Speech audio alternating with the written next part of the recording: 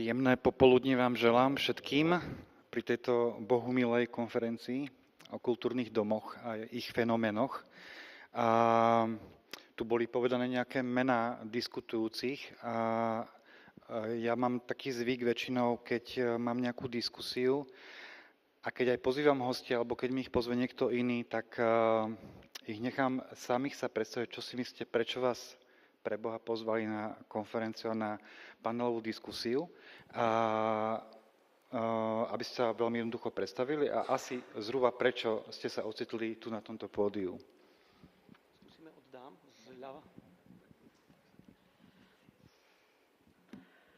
Tak já už jsem se představila, tak to asi nebudu tady zdržovat. Já samozřejmě doufám, že se objeví podněty a dotazy k našemu novému studijnímu programu Scénické technologie na ČVUT. Budu ráda za další spolupráci, těším se na názory, jak je to u vás, co byste uvítali, nebo třeba je to celé nesmysl a nedává to smysl, tak budu moc ráda. Ďakujem, dobrý deň. Pardon. Takže moje meno je Barbora Švajdová, ja k vám prichádzam z Kultúrneho centra Záhrada a neviem, tak asi vnútorne si myslím, že som tu asi práve kvôli tomu, že nie len v tejto dobe, ale už pár rokov aj my dosť veľmi vnímame tú potrebu toho, že nemáme nejakú ďalšiu nastupujúcu generáciu technických pracovníkov a že to, čo v podstate momentálne je na tom trhu k dispozícii, je na to množstvo kultúrnych inštitúcií podľa mňa dosť málo. No ďakujem za pozvanie, že som tu mohol byť. Ja už v tomto kultúrnom odvetví pracujem dlhšiu dobu, veľa rokov amatérsky, teraz vlastne už v druhom zariadení profesionálne, kedy predtým som pracoval v umeleckom ľudovom súbore 13 rokov. No a mám tiež, nie že by u nás bol nedostatok kvalifikovaných odborníkov alebo tých umelecko-technických pracovníkov, ale vidím tu fakt veľké rezervy v tom, aby prichádzali ďalší noví, ktorí budú mať nejakú motiváciu, záujem sa k nám pridať a posúvať, lebo pracujeme, kde sme v spojení s tou technikou a tá technika poslednú dobu ide raketovo hore, takže tam, kto nedrží krok, ide niekam inam. Hej? Takže som rád, že som tu a môžeme vlastne prebrať nejaké veci, ako to udržať a čo ďalej. Vy ste aj dobre obrandovaní, všetci budú vedieť, odkiaľ ste. Áno, ja si pamätám, keď som začínal v kultúre pánov technikov z Domu kultúru v Leviciach v Družbe. Boli to 60-roční páni, neviem už ako liezli na tie mosty hore k svetlám, ale boli v tých pekných modrých plášťoch zabalení a tak chodili do práce, sa prezliekli. Takže pokračujeme ďalej. Moje meno je Marek Červienka, pracujem 10 rokov v štátnej opere v Banskej Bystrici, popri tom mám vlastnú firmu, tiež ozvučenie, osvetlenie, takže si myslím, že za tie roky už nejaké tie skúsenosti mám asi tiež, čo sa týka toho vzdelávania, že mám k tomu čo povedať a určite je to podstatné a potrebné, aby sa technici vzdelávali. Ďakujem pekne, ja som už tu bol do obeda, takže keď sme tu všetci rovnako, tak viete, že sa volám Kobielsky.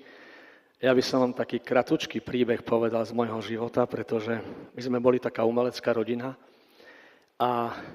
ale otec mi stále hovoril, že synu, komedianta môžeš robiť, ale musíš mať najprv chlieb v rukách. A tak som vyštudoval strednú elektrotechnickú priemyslovku, vysokú školu elektrotechnickú, potom som mu dal diplom a hovorím, otec, a teraz idem robiť komedianta.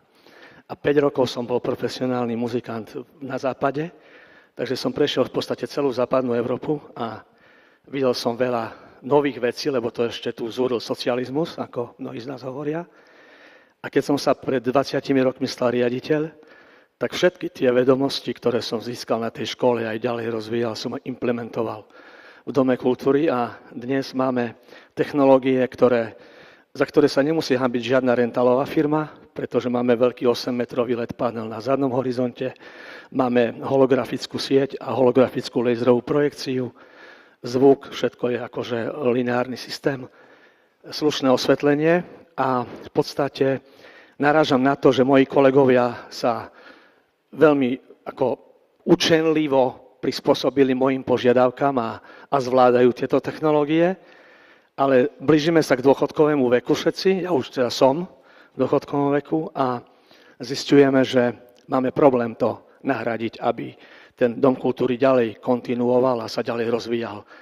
Takže veľmi dôležité je to, aby sa tu konečne nastavil systém tak, aby mohli tu vyrásť profesionálni zvukári, osvetľovači a ľudia, ktorí budú vedieť kvalitne a by som povedal tak kreatívne obsluhovať túto techniku.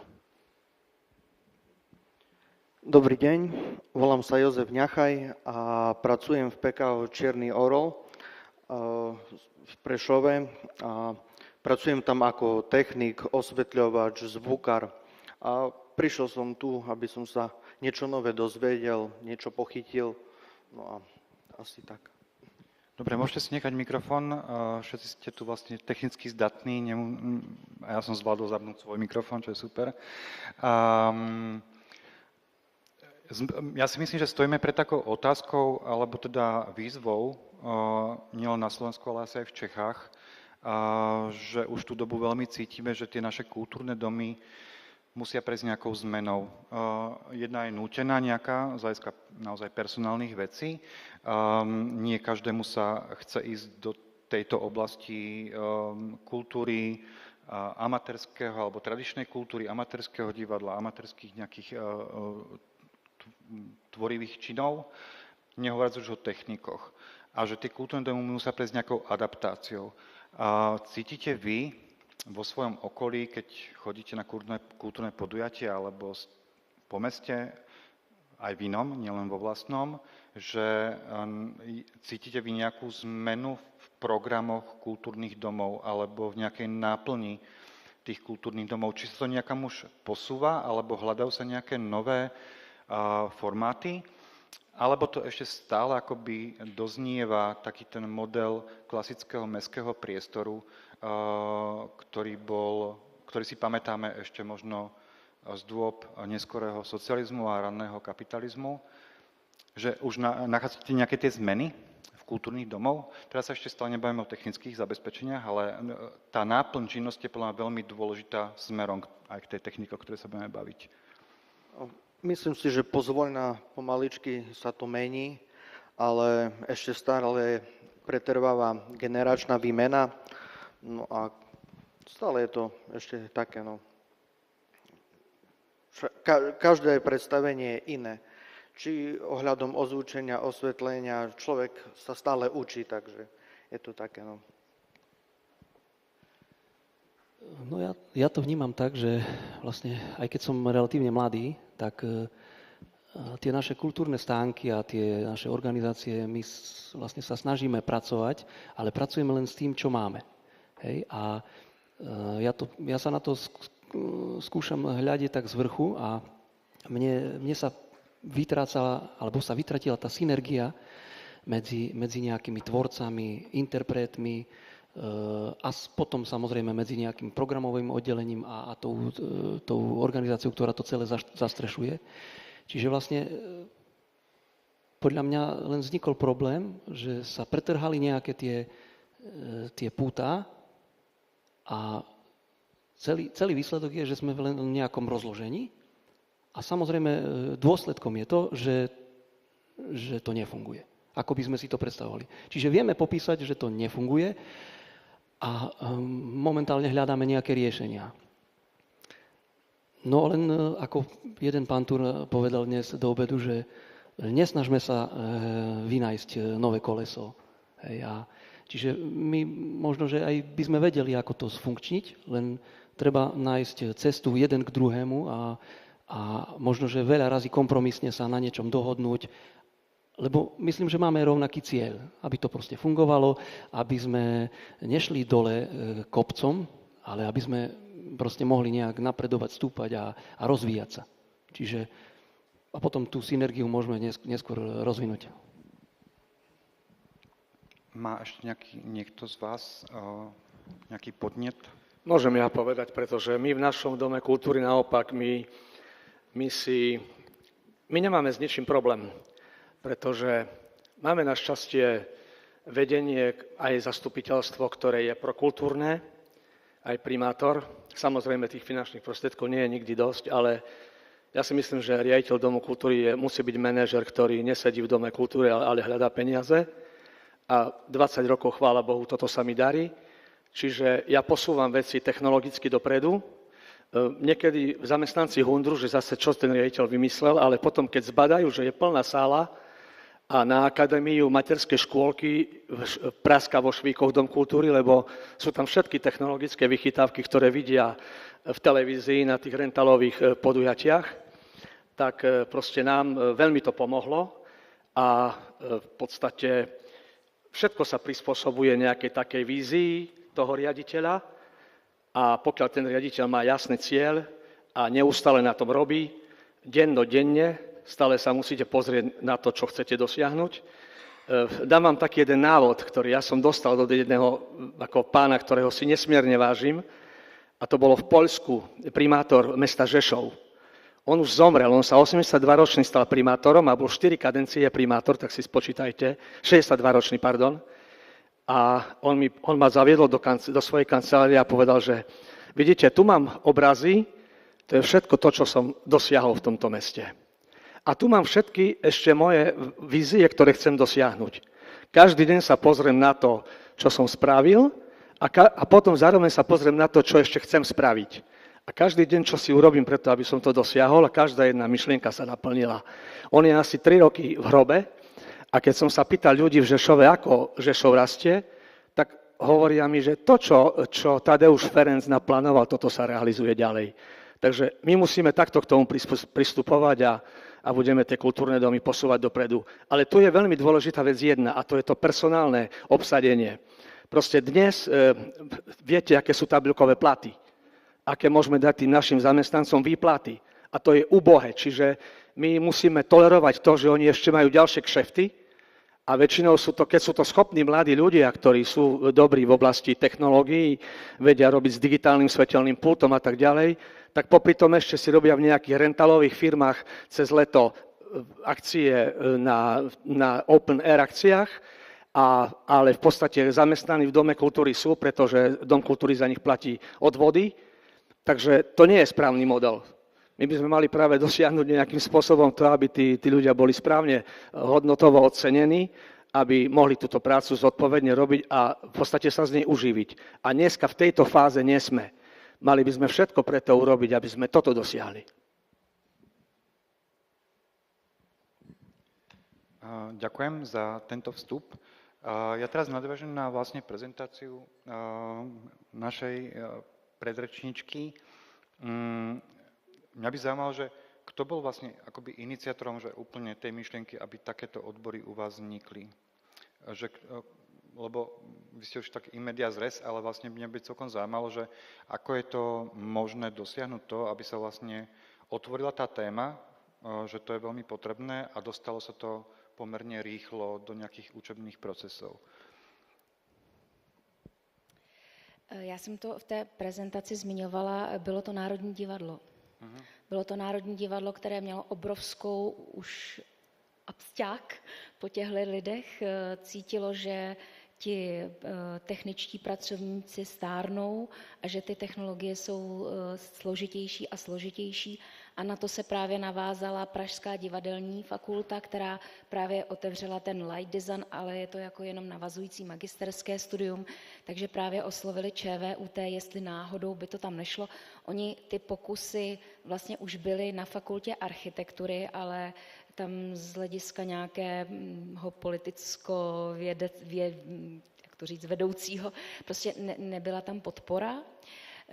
A tak potom čapla fakulta stavební a tato napoprvé zakreditovala za podpory Národního divadla těch studií Barrandov a České televize. Takže tam pak to byla podmínka, že musíme uzavřít jako ČVUT, jako univerzita memorandum, ale jako iniciátorem bylo Národní divadlo. Říká se, že Národní divadlo si to vlastně vydupalo. Čiže u nás by mohla byť cesta tá istá, že prosím vás, apelujte na Slovenské národné divadlo a na slovenskú televíziu hneď ako budú mať logo, aby apelovali na príslušné miesta, aby sa niečo podobné vytvorilo na STU v Bratislave alebo v Košiciach. Budeme všetci veľmi radi. Písujte už petíciu, prosím vás, za túto záležitosť, pretože koho teraz vyčerpáte, že kto sú vaši umelecko-technickí, keď to takto dáme dohromady, umelecko-technickí zamestnanci vo vašich. Akí sú to ľudia, keď ich máme nejako aspoň trošku zovšeobecne alebo generalizovať, z akých prostredí vychádzajú, z akých škôl? Viete to nejako tak pomenovať? Okrem toho, že majú vzťah k umeniu a kultúre aspoň väčší ako bežná populácia. Tak napríklad ja som sa do tejto oblasti dostal skrze otca, ktorý jednak bol hudobne nadaný, začínal v mladom veku hrať na gitaru, síce nie tak ako tým štýlom, ako ten vtip bol, že mali rómske chlapec sa pýta otca, otci, kúp mi gitaru, tak mu kúpil gitaru, ale kúp mi aj struny, tak hovoril, najprv sa nauč hrať a potom ti kúpim struny. Hej, tak otec tiež v nejakom fakticky neskoršom veku začal hrať na gitaru, čiže dostal sa k tej hudbe. A potom, keď som prišiel na svet ja, tak samozrejme ako otec syna ťahal k tomu, tak tiež som muzikant, spievam a hrám gitaru, ale zároveň som sa dostal na technickú, na priemyslovku elektrotechnickú. A to už bol dobrý štartovný krok do tej technickej sféry, aby som mal tie predpoklady na tú prácu s tým zvukom. Hej. Čiže vlastne takto nejak kontinuálne som sa dostal cez školu k technickým veciam, cez otca k umeleckým veciam a vlastne do dnešného dňa robím tú umelecko-technickú robotu. Ja tu zase vidím, lebo tu kolegyňka, tie študijné programy, ktoré sú vlastne dosť v úzkom, u nás na Slovensku možno ani nie tak. Sice máme na VŠMU, máme tam nejaký odbor a myslím, že aj tu v Košiciach je niečo. Ale vravíte, že z ktorého, tak určite vysokoškolských vzdelaných zvukárov, osvetľovačov je podľa mňa väčšina, čiže je nás málo. A pritom ja tvrdím, že robíme prácu, ktorú by mal vlastne vykonávať už vysokoškolský vzdelaný absolvent. Hej. Čiže ja, ak robím prácu majstra zvuku za pultom, tak podľa tabuľkových hodnotení by som to vlastne ani robiť nemal. Hej. Áno, robím to, ale mohol by som si povedať, tak milý zamestnávateľ, ja budem robiť len nejakého technika, nejakého podiového technika a vy si proste zožente vysokoškolského vzdelaného, ktorý podľa tých katalógových listov vlastne bude vykonávať prácu, ktorú v reále vykonáva, ale musí mať na to adekvátne vysokoškolské vzdelanie. Čiže toto je u nás nonsens, to predpokladám, že je len veľmi malé percento, kto je vysokoškolsky vzdelaný a robí túto prácu. A za ďalšie, my sme vlastne platení len skôr ako technickí pracovníci. Nie ako umelecko-technickí, čiže tie tabuľky, s ktorými je dnes podľa mňa problém a zatiaľ to nevieme riešiť, nás hádžu len do technického okienka. No ale ja ako či zvukár alebo osvetľovač, ja sa vnímam ako umelecko-technický pracovník. To znamená, že aj keď pri mne stojí nejaký režisér, tak vždy ten výsledok toho zvuku či svetla je na mojom subjektívnom dojme. Hej? Čiže tu platí, že ak robia dvaja to isté, nikdy to nie je to isté. Hej? Čiže dané teleso alebo daný program či hercov alebo čokoľvek divadlo, až po koncert, ak robia dvaja zvukári, dvaja osvetľovači, vždy to bude nejak inak. Čiže tam je tá vysoká miera tej subjektivity, čo ja radím už do sféry umeleckej tvorby. Preto aj tie študijné programy sa vlastne nazývajú tvorba, lebo aj ten nejaký stolár, ak ide do práce, tak on chodí pracovať. Ale nemôžeme povedať, že tvorí. Ale ako náhle ja vyštudujem študijný odbor tvorbu, tak už je to bližšie k tej umeleckej tvorbe. Hej? Čiže je to na tom subjektívnom pocite toho daného človeka, ktorý áno, musí vlastne splniť nejaké tie technické mantinely, tie technické požiadavky, nejaké možno aj postupy, ktoré tiež nie sú presne dané. Hej? A pritom je to technická záležitosť a jeden to robí takto a druhý to robí úplne z opačného konca. A je to technická vec. Hej? Čiže tu vidím problém, že to ponímanie nás ako pracovníkov je, však to je len nejaký technik. Hej? Áno, ale do akej miery. Takže ja dávam taký príklad, že ten zvukár a osvetľovač, to je ako nejaký taký maliar, ktorý vlastne na konci toho predstavenia alebo toho koncertu on dáva tú bodku, alebo dohromady dajú tú audiovizuálnu bodku pre toho diváka a vlastne oni tomu interpretovi na pódiu vedia buď pomôcť, alebo ho vedia aj degradovať. Hej? No a u nás vlastne chýba ten nejaký štandard, ktorý zatiaľ nikto nevie zaručiť, lebo nemáme na to ani asociáciu, ani žiadnu organizáciu, ktorá by zaručila, že áno, tuto vám posunieme človeka, jasné, tie ČVUT, VŠMU a tak ďalej, oni, ak vyrobia človeka, tak je predpoklad, že bude v danej oblasti znalý, ale zase to nie je záruka toho, na akej bude umeleckej úrovni. Lebo aj ten, tak ako všetci, ktorí vyštudovali herectvo, tak nie všetci sú dobrí herci. Máme lepšieho herca, máme slabšieho herca, takže aj medzi nami to tak býva, takže tak. Ja len doplním iba pre informáciu, lebo to sa tak hovorí, že VŠMU je nejaká zložka nejakého dizajnu, tak tiež napríklad na divadelnej fakulte až príchodom Jana Ptačina, scenografa na katedru scenografie, sa otvoril akoby v rámci scenografie odbor svetelný dizajn. A to je možno, že tak späť 10 rokov, dovtedy vlastne scenografi vôbec netušili, ako majú robiť svetelný dizajn. Čiže on im vyrobil presnú maketu divadla Lab štúdia, kde si robia malými svetelkami a potom prechádzajú vlastne do veľkého labu. Čiže tiež to na Slovensku napríklad bola iba iniciatíva jedného pedagoga, ktorý to považoval za dôležité a vlastne nasmeroval tú katedru aj týmto smerom. Barbora, ako to je u vás v nezávislom kultúrnom centre? Kto sú vaši technici, kto sú vaši ľudia, odkiaľ ich čerpáte a či ich vlastne je dostatok?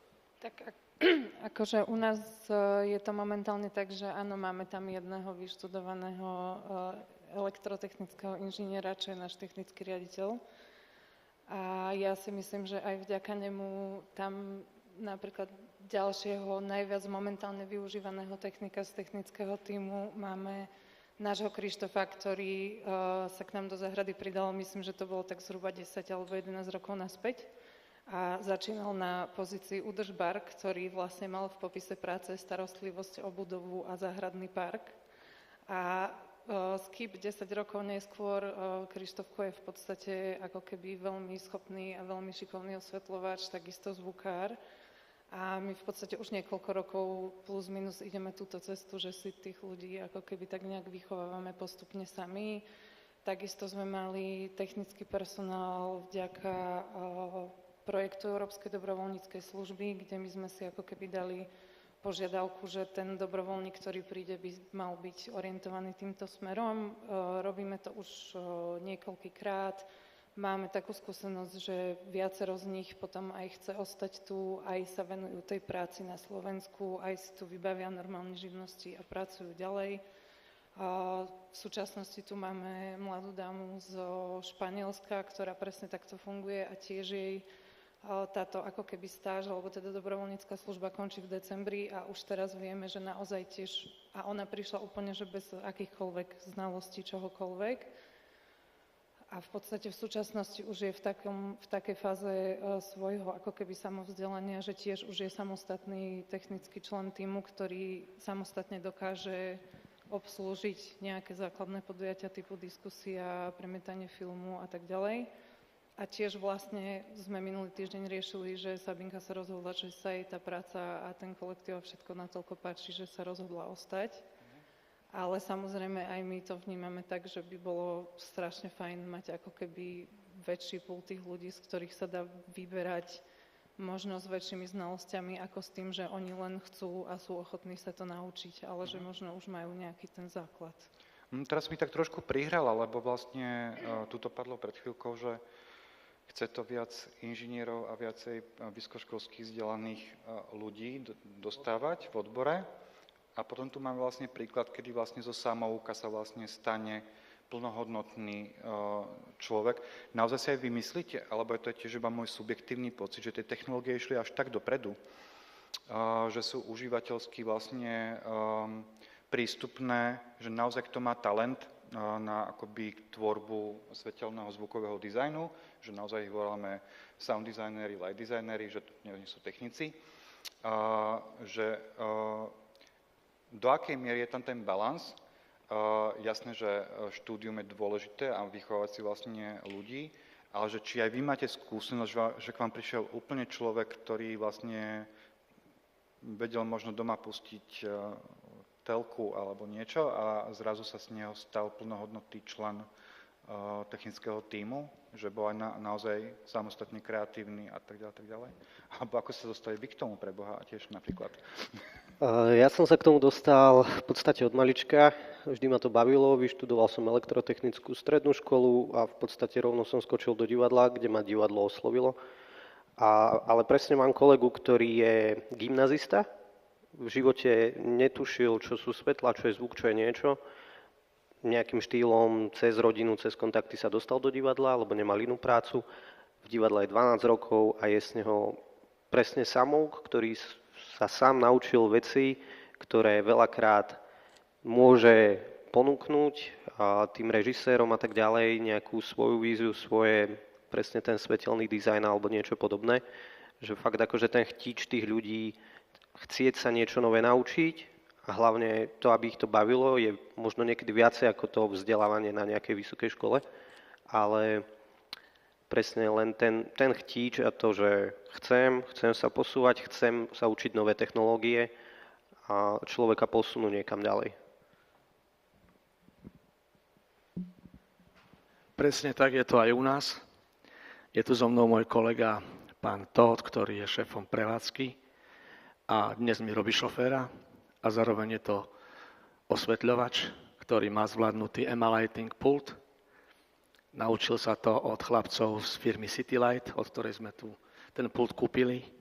Takže v podstate takto to fungujeme na Slovensku na báze fanatizmu a takého nejakého hobby systému, že chceme. No a bolo by dobre to zmeniť. Ja vám jeden príklad uvediem zo západného sveta, keď u nás má domovské pódium folklórny súbor Vranovčan. Určite niektorí ho poznáte. Je to taký, by som povedal, kvalitný folklórny súbor, ktorý vystupoval v Toronte. A prenajali si tam sálu a robili si skúšku.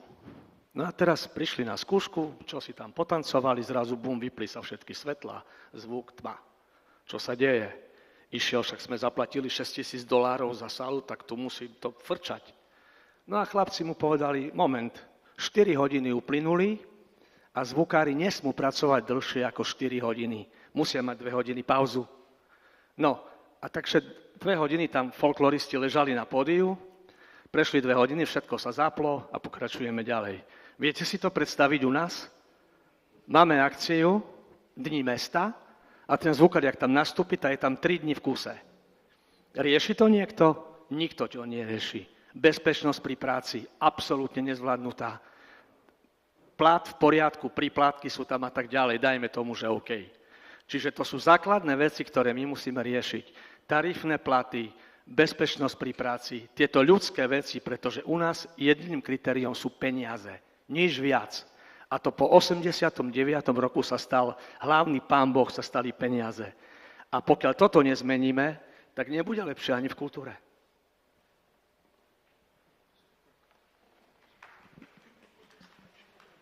Můžu, jenom jste mi nahráli na krásný dotaz. Jestli můžu se zeptat kolegů. Mě by zajímalo, protože jak jsem mluvila s tím inspicientem v tom Zlíně, on říkal, tak nejdřív, že si to vystuduju, pak se zjistilo, že to nepůjde. A říkal, a to mi jako chceš říct, že pak přijde nějaký inženýr z Prahy a začne mi tady říkat, jak to tady mám dělat? Tak jsem říkala, blbý, co? A on říkal, no nevím teda. Tak bych se chtěla zeptat, jestli si myslíte, že to skutečně tak bude a že to bude plné předsudků a že vlastně ti samouci, jak zmiňoval kolega, budou vlastně lépe přijímaní potom v té společnosti těch kulturních domů, v tom jakoby pracovním kolektivu, anebo naopak budou právě přijímaní lépe, protože mají nějaké vzdělání, anebo tak.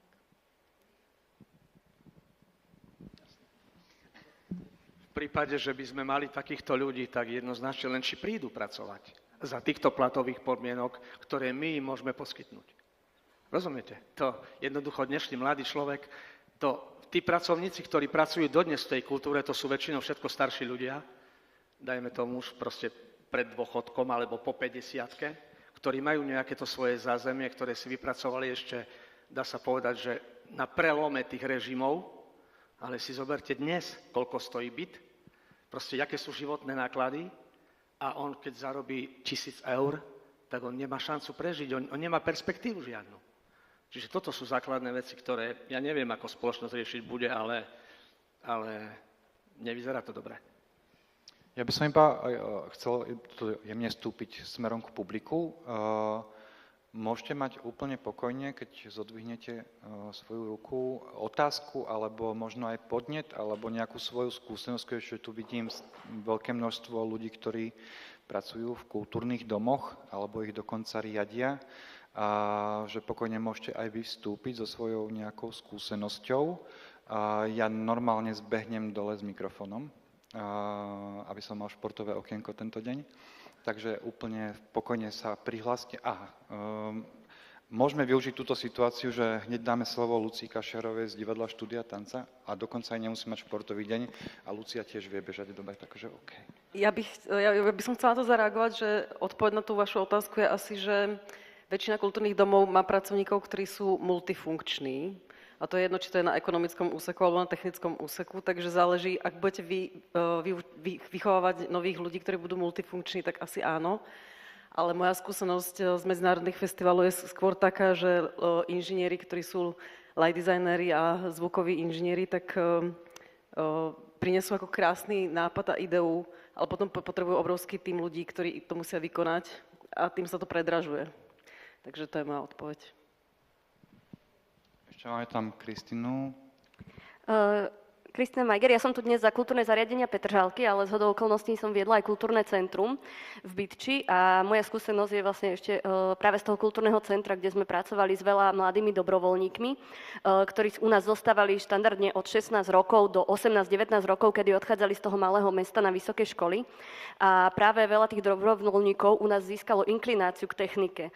Že my sme ich vlastne rôznymi workshopmi učili svietiť, zvučiť, bukovať kapely, čím sa nám ich darilo aj vlastne držať pri nás a vlastne tá kultúra takýmto spôsobom aj prichádza o veľa mladých ambicióznych pracovníkov, lebo ich ambíciou bolo pokračovať vlastne v týchto kultúrnych smeroch alebo technicko-kultúrnych. Mala som konkrétne 2 mladých chalanov, ktorí boli veľmi šikovní, ale unikli do sveta čistej techniky a dnes už teda aj pracujú vo fabrikách, kde získavajú lepšie platy, ale teda v tom ja vidím aj veľký únik, že sú to kreatívni ľudia, ktorí majú prvotne záujem o kultúru a následne o techniku, ale že tiež sme takýmto spôsobom o tých ľudí prišli, tak to je možno taká skúsenosť. Ďakujeme. Ešte tu jedna ruka vystrelila. Áno. Príjemný dobrý deň. Jozef Váhovský, Mestské kultúrne stredisko a športový areál mesta Sabinov. A ja by som k tejto téme možno trošku, lebo ja mám tiež taký osobný príklad v rámci technických náležitostí. A my sme podobne ako tu už odznelo, čo sa týka svetla zvuku, snažíme sa to riešiť takým tým vlastným zastrešením. To znamená, že máme vlastných ľudí, ktorých platíme, ktorí sú multifunkční.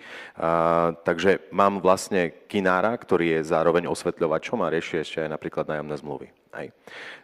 Nevidím v tomto aj trošku perspektívu aj skrz toho, že ide o to, že je málo príležitostí aj čo sa týka vzdelávania týchto technikov. Pretože mne odišiel, tak ako hovoril Ali, proste pán do dôchodku, zo dňa na deň, pretože mal zdravotné problémy a zrazu nemal kto svietiť v odzovkách. Častokrát sa to rieši aj tak, že ak príde nejaká komercia, tak už si donesú svojho osvetľovača, ktorý už má napríklad prenastavené niečo a vie sa hneď napojiť na ten pult a už si to svieti sám. Ale ak ide o našu vlastnú tvorbu, častokrát ten režisér má také požiadavky, pretože je tam určité percento gradácie toho daného podujatia, či už je to tanečné, divadelné a podobne. Samozrejme, vždy ide o emóciu, ak tvoríme vlastný program pre toho diváka, aby sme zanechali dojem a nejakú myšlienku. No a stalo sa mi to, že našiel som mladého chalana, ktorý naozaj chcel a povedal som si, že no dobre, tak ja do teba trošku investujem a pôjdeš na školenia, urobíš si workshopy a naučíš sa svietiť. Dosť aj peňazí samozrejme to stojí. Tu teraz vlastne môžem povedať za svojho kolegu, ktorý má osvetľovača v Prahe, v Trutnove, 640 € stojí takéto školenie, pár-dňové, iba školenie. No a tak ja som tiež takto investoval, no a prišlo na to, že sa stal z neho vynikajúci osvetľovač, chodil k nám režiséri a tak ďalej a chválili si ho, že super. No a prišiel do takého bodu jednoducho, že to, čo je tu, tak už aj odznelo, jednoducho už sme ho nedokázali si my dovoliť. A toto vnímam, že on jednoducho sa posunul smerom ďalej, robí teraz proste naozaj pre veľké firmy, ktoré robia koncerty po celom svete a tak ďalej. Čiže my, áno, je pravdou, že kultúrne domy majú v svojom štatúte, že mali by aj vychovávať. Hej. Lenže my samozrejme potrebujeme tiež nielen vychovávať, ale tých ľudí si udržať a toto tu navidím ako najväčší problém, že jednoducho tí ľudia, nedokážeme si ich udržať toho mladého človeka, ktorý naozaj je šikovný. No a potom zase my sa vraciame kdesi na začiatok a zase vychováme si niekoho a ja už som veľmi opatrný. Hovorím, no dobre, teraz zase ja absolvujem túto cestu, vychovám si a ty mi pôjdeš ďalej. No a toto je taký kolobeh hlavne u terajších tých mladých ľudí. Keď tam bol, tak ako Ali už má možno tých starších ľudí, ktorí možno, že viacej dudrú, že sa s novými vecami ťažšie stotožňujú v rámci technických náležitostí, tak ale nakoniec oni už majú to zázemie. Ale pri mladých ľuďoch toto vnímam ako naozaj dosť veľký problém aj v rámci najmä tej udržateľnosti mladého človeka. Hej. Tá generačná výmena ako v súboroch, takisto aj na technickej báze, hej, a tak ďalej. Takže toto je celý ten ako taký veľký problém tých malých hráčov oproti tým veľkým hráčom, ktorí, lebo naozaj, keď si zoberieme, my sme mali takú tú možnosť, že sme práve boli asi pred 2 týždňami v spoločnosti Robe v Čechách na takú mini stáž, by som povedal, kde nám ukazovali, ako oni celkovo fungujú. Je to asi jedna z najlepších spoločností na svete, ktorá dodáva svetelnú techniku. No a oni naozaj majú špičkovo prepracovaný systém, čo sa týka nielen technologicky, oni majú vlastné výskumy, tam vonku 3 roky padá na svetlo a proste simulujú sneh a dážď na to svetlo, že ako bude reagovať. A hovorím si, dobre, my dostaneme do kultúrnych domov, dajme tomu z takýto gram. Mám naozaj, dovolím si povedať, že na veľmi vysokej a špičkovej úrovni techniku svetelnú v kultúrnom dome, ale zistujem, že jej potenciál využívame asi iba na 50%, lebo nemám človeka, ktorý by vedel tento potenciál využiť na, dajme tomu, aspoň na 80%. Tak za mňa asi toľko, ďakujem. Ďakujeme za veľmi skvelé podnety, všetky, ktoré tu padli od vás. Ak bude mať niekto naozaj ešte tendenciu zareagovať tak úplne slobodne. Nech sa páči, mikrofón potrebujem dostať až úplne dozadu.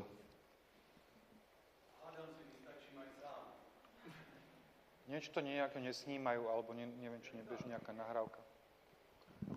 Ďakujem. Ja len krátko. Evidentne z tohto vyplýva. Musíme pracovať s tým, čo je. No, to je také ako povrchné. Ale to je zase moje založenie.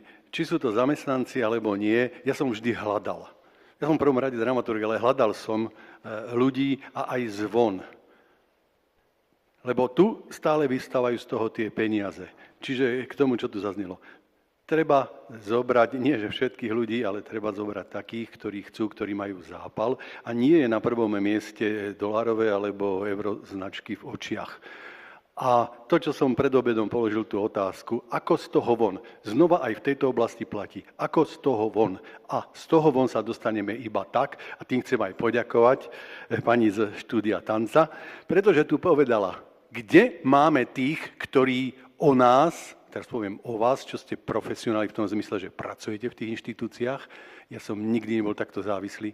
Tak keď tu nebudeme mať tých ľudí, no tak my môžeme si porozprávať, každý si zoberie z toho niečo, zoberie si nejakú skúsenosť, ale čo? Bude sa v tomto takto plácať. Takže ako z toho von, a keď tu nebudú títo, čo by tu mali byť, a to nie je len o tejto situácii, lebo stále vychádzam z podmienok Bystrice. Viem, ako tí ľudia nechodia. Ďakujem. Ďakujem veľmi pekne. Vy sa už nadýchujete druhýkrát. Ťažko sa mi dýcha, nie, dobre. No ja skúsim reagovať to, čo tu bolo spomínané, že vlastne sme v situácii, kedy v kultúrnych domoch, mestských kultúrnych, kedy nie sú ľudia, ktorí by robili už danú, či zvuk, alebo svetla, alebo čokoľvek, ťahy, alebo ja neviem, tak k týmto pozíciám sa dostávajú ľudia, ktorých si vlastne my v tých kultúrákoch vychováme. No dobre, tak prijali sme nejakého údržbára, alebo údržbár, elektrikára, tak, a postupne sa dostane na tú nejakú pozíciu. No ale logicky to asi nie je tá správna cesta predsa, lebo keď chceme my ako stredisko sa posúvať niekam vyššie, tak my nemôžeme prijať človeka, ktorého my budeme učiť, lebo to sme vlastne, raz sme hore, on dosiahne nejaký vrchol, a buď ide do dôchodku, alebo ide preč. Samozrejme, že človek, ja ako keď som vo firme a teraz robím technika a zrazu ma naučíte robiť účtovníctvo, tak ja idem niekde do korporácie, alebo proste idem preč, lebo som zmenil vlastne povolanie. Ale ako náhle ja nastúpil som do kultúrneho strediska ako zvukár, tak to by ste mi museli dať extrémny rast, aby som proste rástol tak, že fakt idem preč. A to, že si nejaký zvukár, osvetľovač chodí niekde na nejaké kšefty, to nám dnes umožňuje doba. Hej. A to, že nedokážeme toho človeka oceniť tak, aby nechodil inám a bol nám verný a pracoval iba u nás, tak teraz mi skrzla myšlienka, že stavme to do pozície, kšeft si choď urobiť, ale tu poď robiť umenie. Hej. Čiže keď sa robí nejaká vlastná tvorba, hej, že to stredisko niečo buduje svoje, tak ten človek, ak mu dáme pocítiť a ohodnotíme si ho nie len peniazmi, lebo to nie je všetko, tak ako pán Karel Gott hovoril, že peniaze nie sú všetko, je tu ešte aj zlato, striebro a iné kovy. Hej. Takže ak tomu človeku dáme pocítiť, že my ťa tu neberieme len ako technika, tam, kde ideš na nejaký kšeft, tam proste vyložíš kamión, ak nemáte helperov a tak, lebo aj tam sa šetrí, tak tam vlastne robíš ozaj len toho technika. A ja som sa stretol a poznám veľa zvukárov, aj osvetľovačov, ktorí na kšeftoch to berú. To je fakt len kšeft, on si odrobí svoju vec, svoju prácu, ale on tam nedáva do toho svoju dušu. On tam nedáva tú svoju tvorbu. Hej? Kdežto u nás, či v divadlách, alebo v kultúrákoch, tak tam ten človek, ak dostane pocit, že je súčasťou nejakého diela, tak to je, myslím, viac ako na nejakom kšefte. Čiže fakt, ak my toho človeka oceníme nie len peniazmi, tak je vyššia pravdepodobnosť, že si ho vieme takto nejak udržať. Hej, lebo ja som dlhé roky robil v tom ľudovom súbore a vlastne odišiel som až preto, že som bojoval s tými veternými mlynmi, kedy vedenie nedokázalo pochopiť, že fungujeme na hranici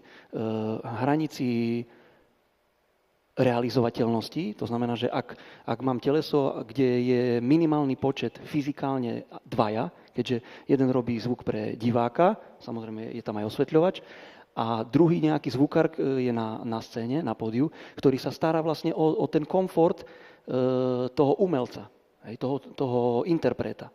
A ak to robím sám a ten umelec tam nemá žiadny support, nemá tam nikoho, kto by mu vedel v krízovej situácii pomôcť, tak vlastne vtedy to kolabuje a vtedy som vravel riaditeľovi, že my vlastne z 10 predstavení 7 sa podarí a 3 vlastne sa dovrzú, hej? Lebo tam nie je tá nejaká istota. No a keď ja ako človek, ktorý ten zvuk robí nie len mechanicky, ale na základe technických požiadaviek, tak tam pretiekol ten pohár a som si povedal, že to stačilo, lebo ja, ak mám byť u vás ako v súbore, tak ja chcem byť súčasťou tej tvorby, súčasťou toho diela. Nie je to, že vy ste smotánka, vy ste vlastne toho, koho vidieť a my v úzadí, za portálom, za pultom, my vlastne sme nepodstatní. Ale my sa veľmi veľkou časťou podieľame na tom výslednom diele. A to jednoducho treba dať tým ľuďom na vedomie, trošku nejak ich oceniť, nemusí to byť peniazmi, len dobré ránko, sú majstri, majster odborného výcviku, majster a v umeleckej sfére sú majstre. Hej. Tam to niekto minule hovoril, že aký to je rozdiel medzi majstrom a majstre. Takže ak tých ľudí budeme vedieť aj po tej psychickej stránke nejak oceniť, tak skôr ich udržíme. Lebo není to len o peniaze. Peniaze, kto vie, tak dajú sa na to nájsť aj peniaze. Hej, že my napríklad u nás v Prešove v PKO myslím, že nemáme problém s tými technicko-umeleckými pracovníkmi. Hej, vždy, ak sa proste hľadá, tak sa nájde. Ja zase vravím, že ak by som mal byť na strane zriaďovateľa alebo toho riaditeľa, tak nerobil by som kompromisy, že si beriem čiste technického pracovníka, ktorý v danej oblasti, že sa uchylím k tomu, že nemá tam prax a už vôbec nemá to nejaké umelecké cítenie. Hej? Lebo ja som zabudol povedať, ja som vlastne vyštudoval základnú umeleckú ľudovú školu, čo je podľa mňa veľká devíza pre zvukára. Hej? Lebo on nepracuje len na technickej báze, ale už vlastne musí tam dať aj nejaké svoje umelecké cítenie. Áno, vždy to nejaký režisér vie korigovať a tak, ale to je na tom čarovné, že vlastne tvoríme. Hej? Tak ako tvorí ten umelec na javisku, tak tvoria aj ďalší, ktorí sú v dielňach, ktorí robia nejaké kulisy, ktorí vlastne navrhnú tú celú scénu, ktorí ju vytvoria. Hej? V divadlách je bežne, že je umelecký rezbár, tam je vlastne aj tí v zákulisí majú vlastne pozície, ktoré sú umelecké. Sice nie sú platené umelecké. Ukliešťuje aj v divadlách už, teda keď sa niečo ruší, tak sú to dielne, ako v prvom balíku, prečo to externe vyrobiť niekde inde. To vlastne čaká teraz mnohé zriaďované divadlá štátne, keďže vyhlásili, že 10% zamestnancov musí ísť preč, takže zrejme dielne si to odskáču najviac v tých divadlách, ktoré ešte dielne majú. Ale by som chcel nadviazať ešte na pána riaditeľa zo Sabinova, dobre si pamätám, pretože je to veľmi podobná skúsenosť, akú mám aj ja, že vlastne investujeme do vzdelania vlastne niekoho iného permanentne, vlastne niekoho učíme niečo. U nás v kultúrnych centrách nezávislých, že posielame každých, kto sa venuje sociálnym médiám, PR, každému vlastne akoby hľadáme možnosť vlastne ďalšieho dozdelávania sa v tom odbore. Nie je to častokrát iba to základné, ale práve že tie ďalšie a ďalšie vrstvy. A samozrejme nevieme my naozaj garantovať, že ten človek nám zostane 5 rokov alebo 10 rokov. Nie sme NHL, nevieme proste zazmluvniť toho Slavkovského na 8 rokov za 60 miliónov. Ale nechcem sa dostať k peniazom, lebo to je teraz slepá ulička. Ale čo môžeme, alebo čo vy robíte preto, aby ste si tých svojich vypiplaných zamestnancov udržali? Aké máte návody, riešenia? Ja poznám jeden z nemenovaného divadla, nemôžem to hovoriť, ktoré to je. Nemenované divadlo a nemenovaný umelecký šéf, je to dávnejšie, ktorý získal vlastne jedného herca, už tedy vlastne renomovaného zo školy, a on si ho chcel udržať, tak vlastne prvé, čo spravil, že ho sparoval s inou herečkou, aby si ho vlastne udržal v tom divadle čo najdlhšie. A mal ho tam 6 rokov. Takže sú takéto riešenia možné, alebo je to nejaké skôr iné? Možné sú trošku netypické.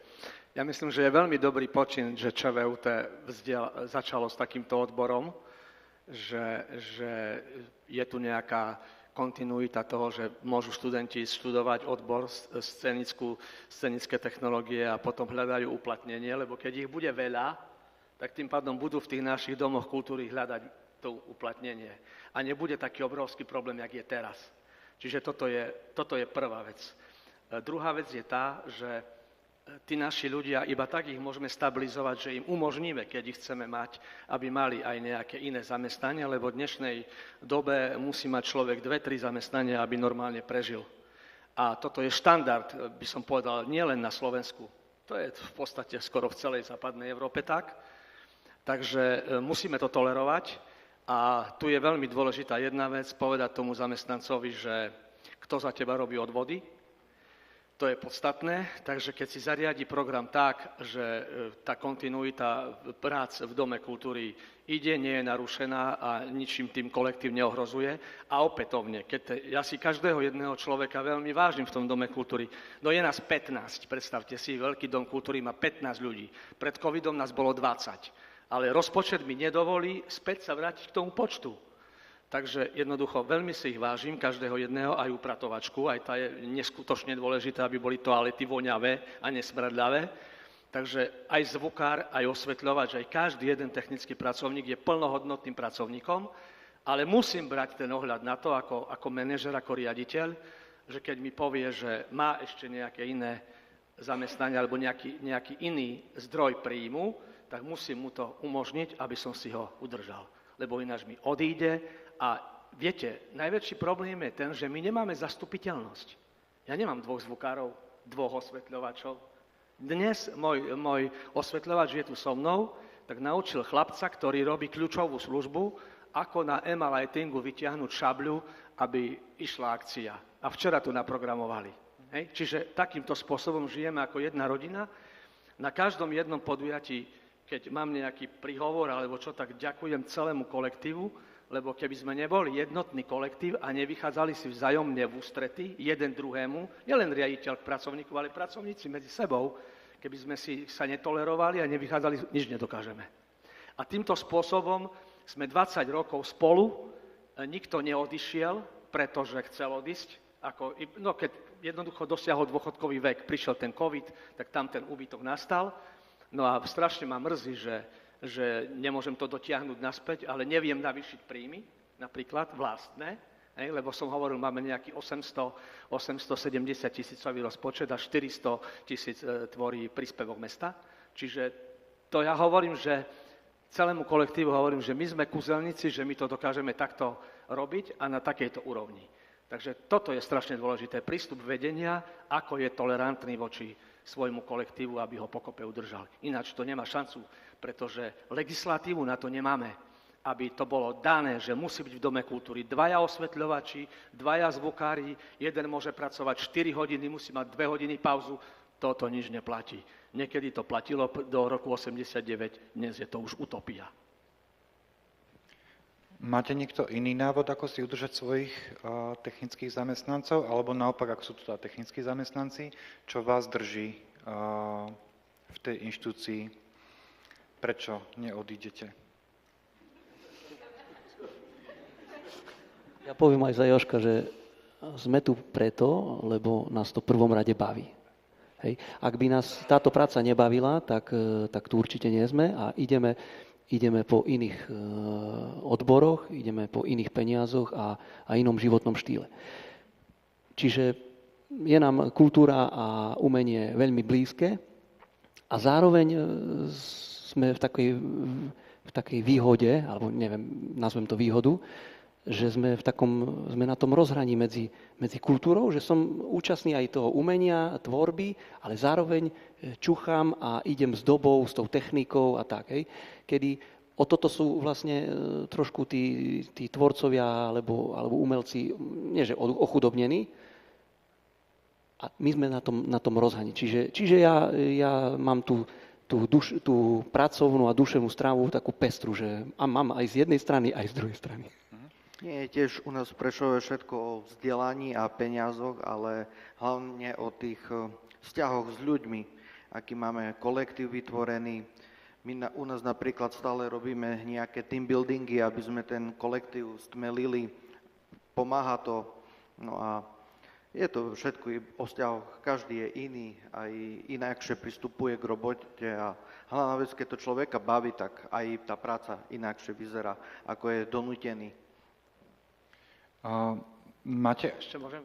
Kolegovia hovoria, že aj keď nezarobíme, ale aspoň sa nasmejeme. A u vás to je ako?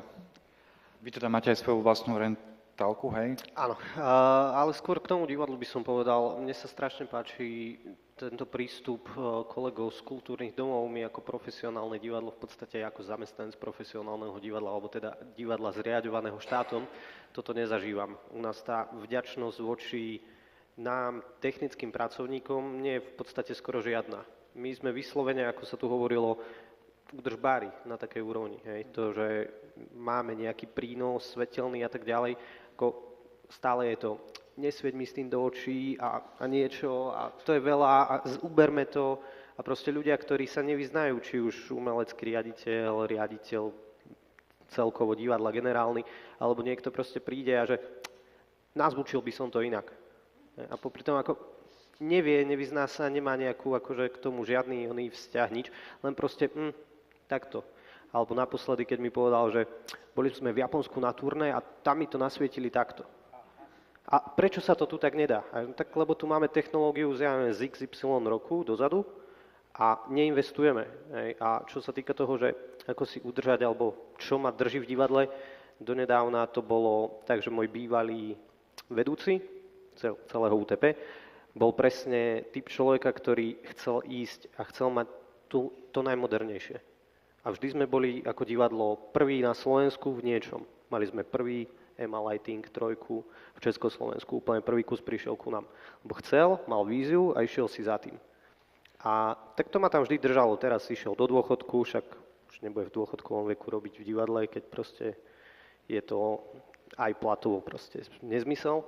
Takže to ma tam držalo, zatiaľ neviem, prežívam za 5 rokov, ako odišiel, alebo 4 sme nič nové nekúpili a tak ďalej, takže ako tá nová technológia, zatiaľ stojíme niekde.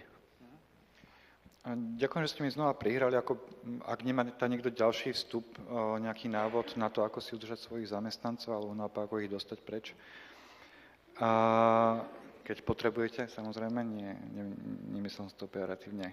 Iba v súvislosti s technológiami, že naozaj si pamätám ako tínedžer ešte ten svetelný pult taký s tými pákami, čo sa vlastne dlho išlo s tou pákou, aby sa zasvietilo niečo. A ten pán osvetľovač s tým vlastne svietil asi celý svoj život, predpokladám, mám taký pocit. Ale teraz vlastne tie technológie stále idú dopredu. Vlastne myslím, že každé 4 až 5 rokov už teraz to vlastne prebieha. Máte aj vy pocit, že sa musíte akoby pravidelnejšie dovzdelávať, alebo ako riaditelia kultúrnych domov, že vyhľadávate nejaké možnosti na dovzdelávanie sa svojho technického personálu vo zvuku, vo svetle, v nejakých iných, už teraz aj asi mediálnych technológiách.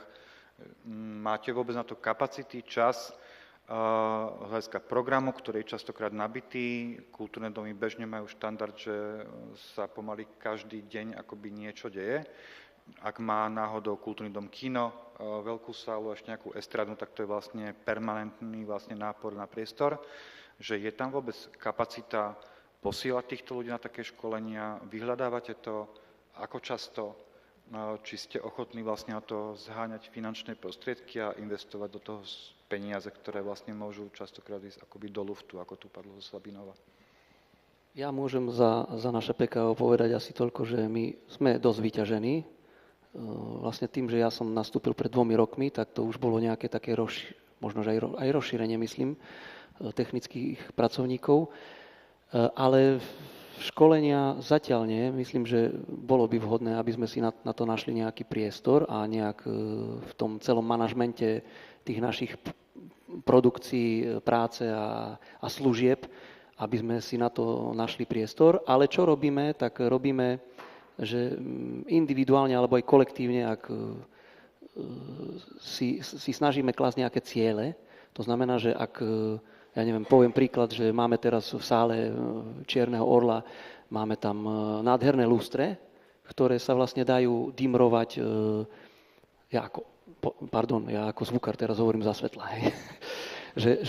Ja som si dal taký nejaký cieľ, že vo zvuku sme teraz urobili veľký pokrok, lebo náš kolega už za chvíľočku aj dôchodca, Hýďko, tak my sme urobili nákup špičkového aparátu, hej, čo naša pani riaditeľka dnes aj prezentovala. Tam bola, myslím, že za 120 000 eur. Hej, takže sme, čo sa týka PAčka, išli úplne pekne hore, ale vždy je to obmedzené tými financiami. Hej? Čiže máme vždy ďalšiu víziu. Čiže ako náhle nakúpime nejakú ďalšiu technológiu, tak s tým súvisia ďalšie školenia a tak ďalej, aby človek sa po večeroch len neštudoval ako samouk, hej? Ale ísť proste niekde k odborníkom, ktorí to majú v maličku a vtedy to človek dostane do seba oveľa rýchlejšie, nejaké praktické skúšky a tak ďalej. Ale pomedzi tú našu prácu, v ktorej sme dosť vyťažení, tak si dávame aspoň tie také malé čiastkové ciele a ja napríklad tie lustre teraz rád by som urobiť na to dimrovanie, že ak nám príde nejaký externý osvetľovač, tak aby to proste mal na tom DMX kanále a aby si ich vedel dimrovať na pulte. Hej? Lebo doteraz to máme len na vypínač alebo v tej skrinke, kde si to zapnem, dimrujem a tak. Čiže robíme také možno, že malé kroky, ale snažíme sa ten celý výsledný efekt posúvať ďalej. Možno raz za nejaké obdobie sa urobí aj miľový krok, hej, čo sa teraz urobilo s tým PAčkom, že tak, no ale... Takže snažíme sa, no nie je to nič horibilné, ale ak sa vytvorí priestor a že nám to bude umožnené z vrchu od našej pani riaditeľky, že bude na to priestor časový, tak kľudne sme otvorení aj nejakým školeniam a tak, takže toto je určite cesta. Ale ja ešte by som spomenul, že hovoríme, ako do obedu sme tiež došli k tomu, že vlastne výchova je dôležitá. Že už si vychovávať nejakých pracovníkov odborných už na tvare miesta, už na tom pódiu alebo za pultom, to už je podľa mňa dosť neskoro. Hej. Čiže, a tak ako som vravel, že nevymýšľajme žiadne nové koleso, tak pán Kobielský tu spomínal, hej, niekedy ten zvukár mal nejaký cyklus, to znamená, že on či v rozhlase, alebo kde bol ako profesionál, tak boli nejaké režimy, kde sa proste systematicky pracovalo. Hej. Samozrejme, boli tam aj ľudia, ktorí mali jednotlivé veci na starosti, kdežto dnes sa snaží robiť každý všetko. A touto cestou myslím, že hore profesionalitou nepôjdeme. Ak jeden bude mať bude mať kumulované funkcie, že bude robiť údržbu, zároveň aj kuriča a potom večer ide ku pultu a svieti predstavenie. Hej. Takto, ak každý bude robiť všetko, tak určite verím tomu, že nikto nič poriadne. Hej. Čiže ak... Asi to skôr súviselo s tou kapacitnou poddimenzovanosťou, že vlastne nás to všetkých hnutí máme naozaj jedného človeka na svetlo, na zvuk a na niečo a že je dobré, keď niekto aspoň z časti ovláda nejakú dovednosť, nejakú schopnosť náhrady, aby nespadlo celé podujatie, ktoré je naplánované. Hej, že asi skôr toto asi bolo v tom myslené. No je to aj s financiami je to spôsobené, ale zase my vlastne len hasíme ten problém. Ale neviem, pán Kobielský, je tu nejaká asociácia. A ja vidím riešenie v technickej oblasti u nás pracovníkov. Myslím, že v Česku majú nejakú asociáciu alebo nejaké združenie zvukárov, technikov, niečo tam je. U nás nie je nič. Hej? Čiže ja vidím túto cestu zriadiť nejakú asociáciu, kde sa my ako zvukári a osvetľovači budeme združovať nejak a zároveň my by sme mohli robiť tú mimoškolskú alebo mimoštúdijnú, tak ako niekedy boli hifi kluby. Hej? Ja som toho názoru, že dnes v našej kultúre je už len terminologický chaos, že nevieme, kto je čo kto robí. Dnes dnes kapela, ktorá včera začala hrať, tak oni si už robia vlastné piesne, čiže robia si svoje texty. A potom sa divím, že refrén, polka refrénu je la la la, na na na, hej. Čiže žiadna hĺbka, niekedy to bolo normálne, textár urobil text, niekto to zhudobnil z kapely, potom kapela to zahrala, to bol ten interpret a tak ďalej. Tantiemy berie tvorca a kapela chodí koncertovať a v týchto veciach už sami my, pracovníci v kultúre, nepoznáme ten reálny význam a máme v tom chaos. Čiže podľa mňa je dôležité znovu sa vrátiť k tým jasným definíciám, aby sme každý mali jasno v tom, čo je kde a potom začať nejako systematicky pracovať. A systém vidím v tom, že nestačí sa diviť, že nemáme pracovníkov, keď my vlastne len chceme už hotových pracovníkov, ale my sa musíme postarať na to, aby tí pracovníci vznikali. To znamená, že zase vytvoriť nejaké kluby, tak ako možno, že už dnes ani tie modelárske kluby, ktoré donedávna možno ešte fungovali, dnes už neviem, či fungujú. Hej, že deti sa už fakticky zaujímajú len o mobil a každý chce byť influencerom, no ale kto bude pracovať? Hej? Umelá inteligencia je fajn, tá nám vie pomôcť, ale s umeleckou tvorbou nám nepomôže. A v kultúre sme tak špecificky na tú tvorbu, ktorú dokáže urobiť len ten tvor, zvaný človek, a jedine ten dokáže tvoriť. Hej. Nepoznám iného v inej sfére, alebo v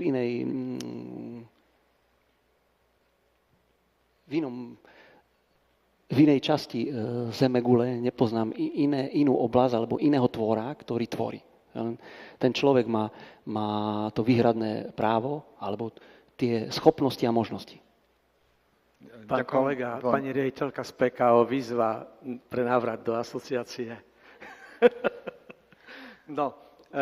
Asi na Slovensku máme celkovo problém s tvorbou nejakých asociácií a nejakých relevantných organizácií, hlavne v kultúrnej oblasti, keďže sme všetci tak naozaj vyťažení všetkým možným, že ešte sa potom stretávať na nejakej pravidelnej báze a pripravovať vlastne, lebo to sú naozaj podklady k legislatívnym zmenám a to naozaj nemáme na to asi nikto kapacitu sa pravidelne stretávať alebo platiť si vlastne do nejakého odboru ľudí aj so správnym vzdelaným, aby vlastne toto riešili za nás. Hej, môžem niečo? Áno, nech sa páči. Pán kolega prešiel to kultúrne spektrum od dola až po vrch, čiže obsiahol vo svojom príspevku komplet všetko. Viete, toto všetko fungovalo do 89. roku. A my sme v podstate v snahe povedať, že socializmus bol jedna katastrofa, všetko sme zlikvidovali a snažíme sa niečo postaviť na spálenisku, ale jak sa nám nedarí. Stále tápame. A iba stačilo by, že by sme objavili to, čo už tu bolo. Ale ja chcem povedať ten zdroj vzdelávania. Napríklad pre mňa ako riaditeľa, aj pre mojich kolegov, viete, čo je najväčší zdroj vzdelávania? YouTube. Have to make. Hej? Keď neviem, jak sa ovláda Emma Lighting, pohľadám si to a cez noc to naštudujem. Keď neviem, ako sa ovláda media server Green Hippo, tak si to zapnem a do rána naštudujem. Keď neviem, ako funguje digitálny pult zvukový, toto isté. Čiže takto sa vzdelávame. Všetci kompletne. A ešte si zapneme translátor, aby nám to preložilo do slovenčiny a už to ide. Takže škoda, že to tak je, ale je to cesta. Aj tak sa dá. Dobre, áno, už som chcel dať priestor publiku, nejaké podnety, zdvihla sa tam ruka, poprosím mikrofón do 7. rady, sedadlo číslo 1.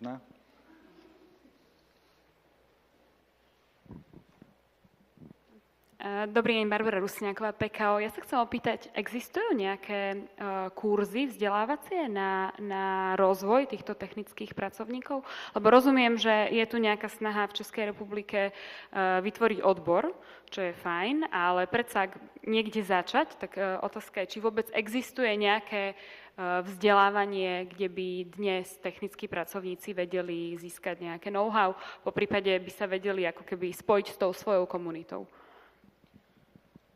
Neviem, či má z vás hostí niekto, ak áno, zareagujte, lebo máte určite viacej skúseností aj tým, že ste implementovali ešte nejaké nové technológie vo vašich kultúrnych priestoroch. Ja iba za seba môžem povedať, že naša skúsenosť je taká, že ak zakúpime od nejakej firmy, napríklad Robe alebo kohokoľvek iného, kto je relevantný hráč na trhu, väčšinou vlastne oni ponúkajú akoby aj školenia vlastne k týmto technológiám, častokrát, ale presne ako tu padlo Sabinová, je to pomerne drahá záležitosť, preto sa všetci spoliehame na YouTube a iné kanály. Alebo potom je tu napríklad anténa sieť pre nezávislú kultúru, ktorej cieľom je vlastne dovzdelávanie vo viacerých oblastiach v kultúrnom segmente. A neviem, ako to bude teraz po tejto patálii s Fondom na podporu umenia, ale donedávna robili veľmi veľké množstvo workshopov. Najmä si myslím, že to bolo väčšinovo pre technický personál vlastne kultúrnych centier alebo kultúrnych domov. Čiže ak teda bude anténa sieť pre nezávislú kultúru v týchto workshopoch pokračovať aj po rozpade FPU, tak určite si to nájdete. Ak má niekto iný ešte nápad alebo skúsenosť, tak neváhajte sa ozvať aj s konkrétnou webkou a s konkrétnym formulárom. Určite všetci privítame, kde sa dá dovzdelať v technických záležitostiach. Ešte nejaký podnet? Áno. Máme posledné 4 minúty, iba vás upozorňujem, že už sa pomaličky chýlime ku koncu. Ja by som teda aj v krátkosti času, ale predsa len rozšírila tú problematiku, s akou sa ja potýkam špecificky v Dome kultúry a nepociťujem to v inej oblasti kultúry pri technickom úseku. A to je, Michal, ako si ty otvoril prvú otázku, je, že či sa domy kultúry posúvajú. A ja si myslím, že rozhodne áno, v tej programovej skladbe to cítiť najmä vo väčších mestách, prirodzene v tých menších rozumiem, že je ten odliv potenciálnych pracovníkov väčší. Ale minimálne za kultúrne zariadenie Petržalky a ich domy viem povedať, že sa naozaj rýchlo mení pomerne a snažíme sa implementovať aj súčasné formy umenia.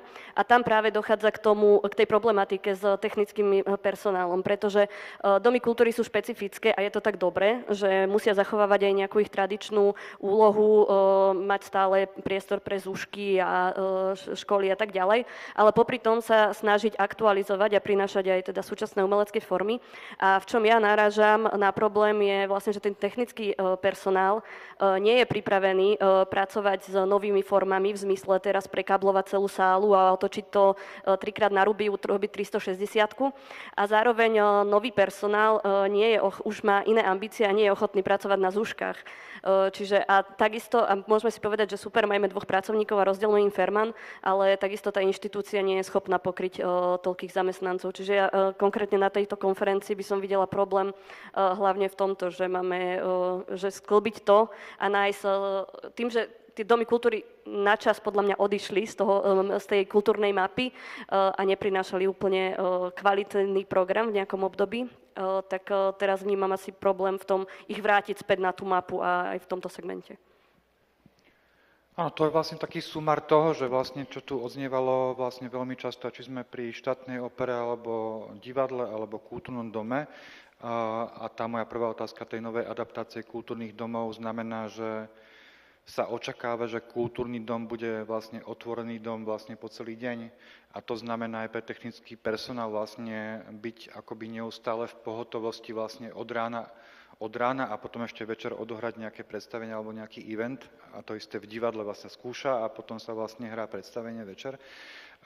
Že je to veľký nápor práve na technickú zložku, oveľa menej na ten herecký alebo interpretačný kolektív, ktorý si príde odohrať svoje predstavenie, svoj event. Nech sa páči.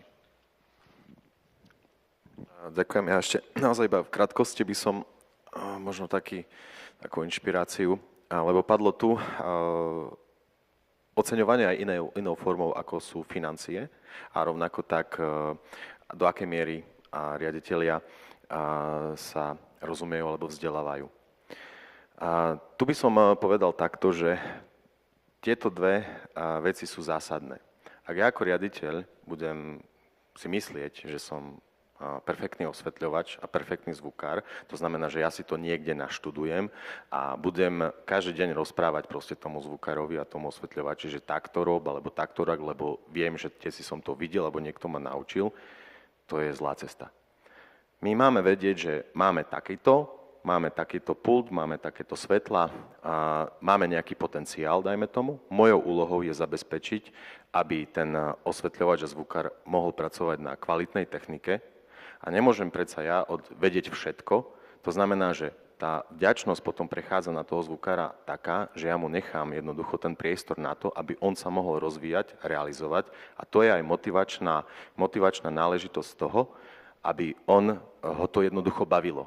Lebo keď vám budem každý deň proste do tej práce rozprávať a neprenechám tú zodpovednosť, a toto je aj veľmi silná záležitosť budovania toho tímu na každej pozícii. Lebo ja stále hovorím, že keď riaditeľ chýba v Dome kultúry, dajme tomu, tak nikto to necíti. Ale keď pani upratovačka chýba 2 týždne, tak každý to cíti. Takže toto je veľmi, myslím si, že spojiť tieto záležitosti, že áno, vedieť, rozumieť sa, ale zase tiež nechcete odo mňa, že či je to... Ja môžem byť spokojný, ak na konci ten divák je spokojný. To je ten najlepší feedback zase pre mňa ako riaditeľa plnej sály a najlepší feedback pre toho...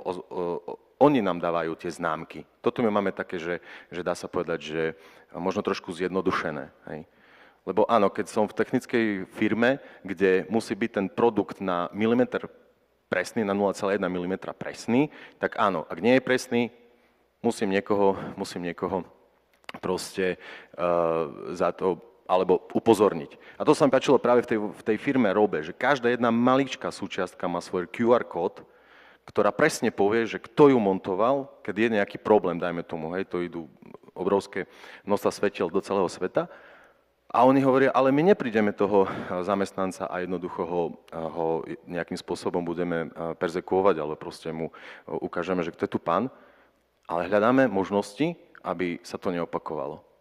A toto je možno, že tá cesta možno aj takého modernejšieho team buildingu a mentoringu, že tí riaditelia častokrát možno sú aj z takých sfér, ktoré neboli priamo spojené s kultúrou. Mňa kultúrny dom vychoval.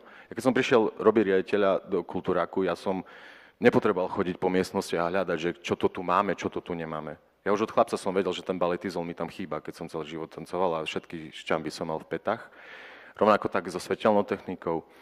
Samozrejme, emócia je, hovorím, 50%, je to svetlo, zvuk kvalitný, to vidíme hej, v divadlách a samozrejme ten priestor, kde sa človek cíti príjemne a dobre. A toto je podľa mňa taká cesta aj smerom dopredu. Nielen technických náležitostí, ale celkovo fungovania toho významu a toho poslania kultúrnych domov v rámci spoločenského vnímania. Ďakujem. Ďakujem veľmi pekne. Tá časomera je veľmi super, lebo vlastne strašne stresujúca. A už tam svieti 0. Ale ja mám predsa ešte jednu poslednú otázku na pani Kastlovú, že koľko máte študentov zo Slovenska? Aspoň percentuálne, nemusí to byť teraz, že 25. Já myslím, že jsou to jednotky studentů a studentek, takže myslím si, že jestli je v každém ročníku třeba 3-4, máme teďka 3 ročníky, takže je to nějakých 15%, 20%. A vy ste nám teda dali takú výzvu, že máme vás kontaktovať alebo niekoho kontaktovať, keď chceme na stáž. Na koho sa môžeme obrátiť? Tak určitě klidně na mě, to je asi nejjednodušší. Když zadáte moje jméno do Google, tak je tam e-mail, telefon. Já to pak předám panu garantovi programu, který vlastně má takovou kouzelnou tabulku, kde nabízí ta místa pro ty studenty a zatím máme skutečně teprve 20 pozic a studentů je 50. Někteří se schání po vlastní ose, ale budeme určite rádi za nejaké další nabídky. Ja teraz mám takú malú vizuálnu anketu, že prosím vás, kto by si vedel predstaviť zobrať na stáž Slovákov tuto z Čiech? No perfektné. Dobre, zopár nás tu je, čo by sme si to vedeli predstaviť, takže určite sa ozveme. A ja by som zároveň teda tým, že nám už svieti na tej časomiere 0 a máme ešte ďalší program pred sebou, nejaký záver a rozlúčka pri káve, to je veľmi dôležitý bod programu. a myslím, že najdôležitejší, aby ste ešte mohli rozoberať všetky dojmy z týchto 2 dní. A ja by som chcel veľmi pekne poďakovať hosťom a hostkám tejto diskusie. Ďakujem veľmi pekne, že ste vstúpili svojimi skúsenosťami do všetkého, ale ďakujem vám publiku, ktorí si vlastne stali veľmi koherentnou súčasťou tejto diskusnej platformy a tejto panelovej diskusie. Moje meno je Michal Dite a som tiež rád, že som mohol byť tu s vami na tento krátky čas a že sa budeme stretávať pri kultúre a umení a pri dobre technicky zvládnutých inscenáciách a predstaveniach. Ďakujem veľmi pekne. Aj organizátorom tohto podujatia.